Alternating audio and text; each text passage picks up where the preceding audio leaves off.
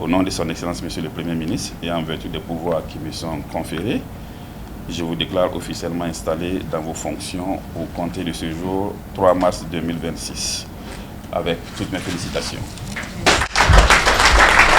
Ainsi donc, elle a été officiellement installée dans ses nouvelles fonctions. Nommée le 26 février 2026, Wenpanga Adjara Ouedraogo Sore a été investie présidente du conseil d'administration du Fonds d'appui au sport et à la presse privée, Ouassabongo, ce mardi 3 février 2026. La cérémonie officielle d'installation a été présidée par le secrétaire général de la primature, Abdul Salam Gaspeni. Elle a également consacré l'installation des autres membres du conseil d'administration, marquant ainsi une étape clé dans l'opérationnalisation du fonds.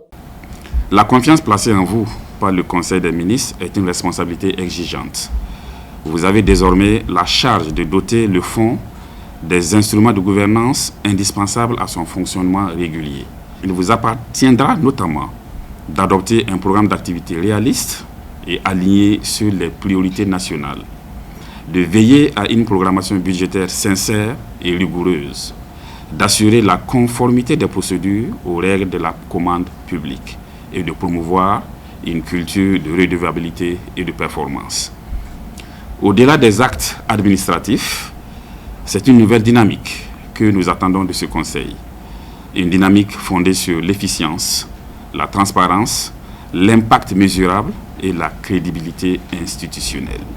Issu de la fusion du Fonds national pour la promotion du sport et des loisirs et du Fonds d'appui à la presse privée, le FAEPC s'inscrit dans une dynamique de rationalisation des instruments publics de financement engagés par le gouvernement. Après l'installation de la directrice générale, la mise en place du conseil d'administration vient consolider la gouvernance de ce nouvel établissement public, appelé à devenir un levier stratégique pour le sport et la presse privée. Consciente des défis liés à cette nouvelle configuration institutionnelle, la présidente a indiqué aborder sa mission avec humilité, détermination et un esprit de continuité. La création de Ouassabongo ouvre une nouvelle étape. Elle appelle à une gouvernance rigoureuse, à une gestion transparente des ressources, à une orientation stratégique claire, afin que le fonds réponde pleinement aux attentes des bénéficiaires et des partenaires. Consciente des défis liés à cette nouvelle configuration institutionnelle, j'aborde cette mission avec humilité, détermination et esprit de continuité. L'expérience acquise antérieurement constitue pour moi un repère, mais une résolution vers l'avenir que nous devons tous projeter. En tant qu'organe d'orientation et de contrôle stratégique, le conseil d'administration veillera à accompagner efficacement la direction générale dans le respect des textes en vigueur et des principes de bonne gouvernance.